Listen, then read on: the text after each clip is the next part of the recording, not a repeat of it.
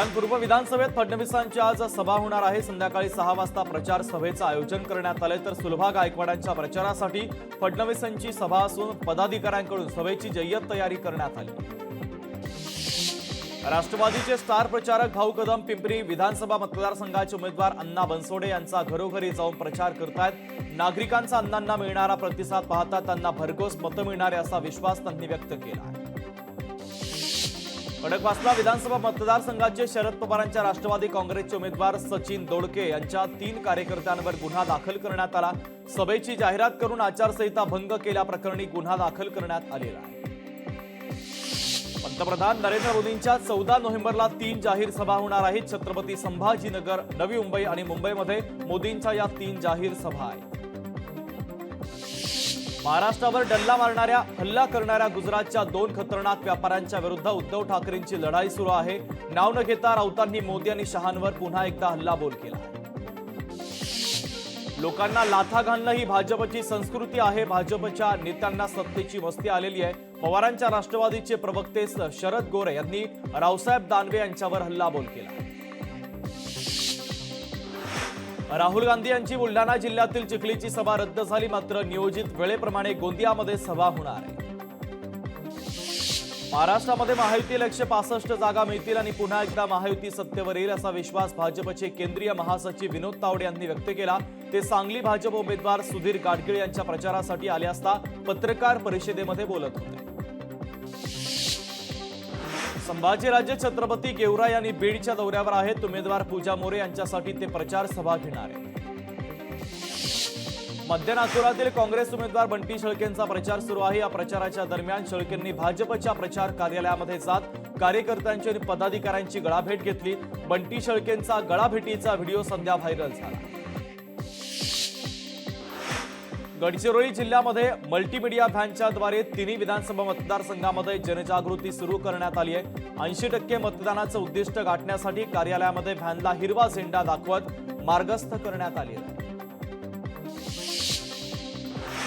पिंपरी चिंचवडमध्ये सुप्रिया सुळे यांनी भाजपवर हल्लाबोल केला। 2000 कोटींचा खर्च करून भाजपने ठाकरेंचं सरकार पाडलं, तर 40 आमदारांची 50 खोके घेऊन खरेदी केली। उद्धव ठाकरेंना पदावरून खाली खेचणाऱ्यांना घरी बसवा असं आवाहन देखील सुप्रिया सुळे यांनी कार्यकर्त्यांना केलंय।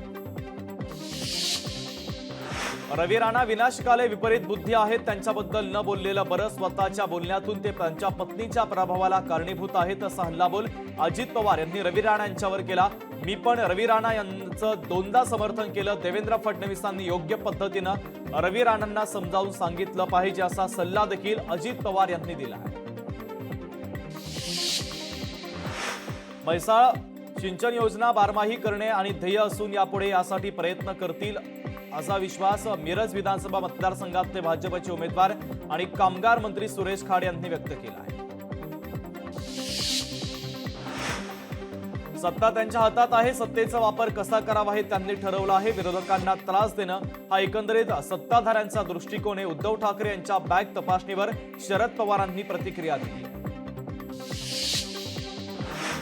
माजी मुख्यमंत्र्यांकडे सही करायला पेन नव्हता। एकनाथ शिंदे जिथे जातील तिथे हजार स्वाक्षऱ्या करून निधी देतात, अशा शब्दामध्ये खासदार डॉक्टर श्रीकांत शिंदे यांनी ठाकरेंवर निशाणा साधलेला आहे। अर्जुन खोतकर यांच्यासोबत फोटो काढताना भाजपचे नेते रावसाहेब दानवे यांनी एका कार्यकर्त्याला लाथ मारली। कार्यकर्त्याला लाथ मारतानाचा दानवेंचा व्हिडिओ सध्या व्हायरल झाला।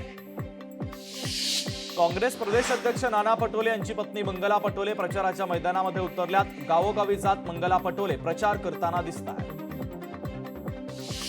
पुण्यामध्ये अभिनेते भाऊ कदम यांनी पदयात्रा काढली। अजित पवार पक्षाचे उमेदवार सुनील टिंगरे यांच्या प्रचारासाठी भाऊ कदम मैदानामध्ये उतरले असून वडगाव शहरातील मांजरी भागात त्यांनी मतदारांना आवाहन केलंय।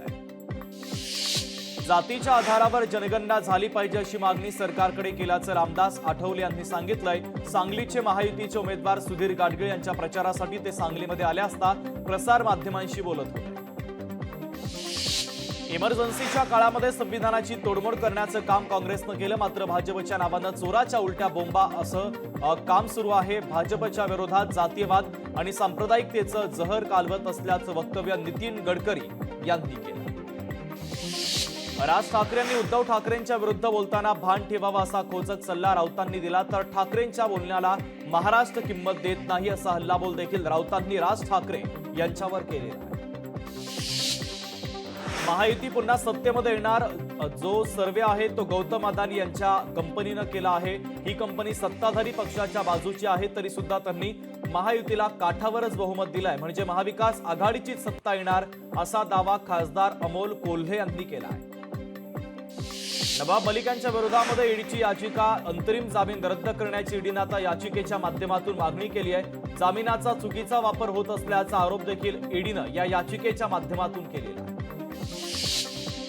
तुळजाभवानी मंदिर विकासासाठी काय केलं, जिल्ह्यातील रोजगार निर्मितीकडे दुर्लक्ष का केलं, धाराशिवमध्ये शिवसेनेच्या कार्यकर्त्यांनी उद्धव ठाकरेंना सवाल उपस्थित केला.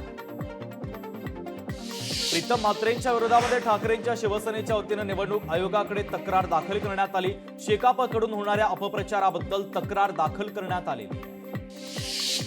माझ्या काँग्रेस प्रवेशाचं प्रमाणपत्र मला कुणालाही द्यायची गरज नाही असं म्हणत अंबरनाथचे काँग्रेसचे माजी शहराध्यक्ष प्रदीप पाटील यांनी त्यांच्याच पक्षाचे शहराध्यक्ष कृष्णा रसाळ यांच्यावर निशाणा साधलेला आहे.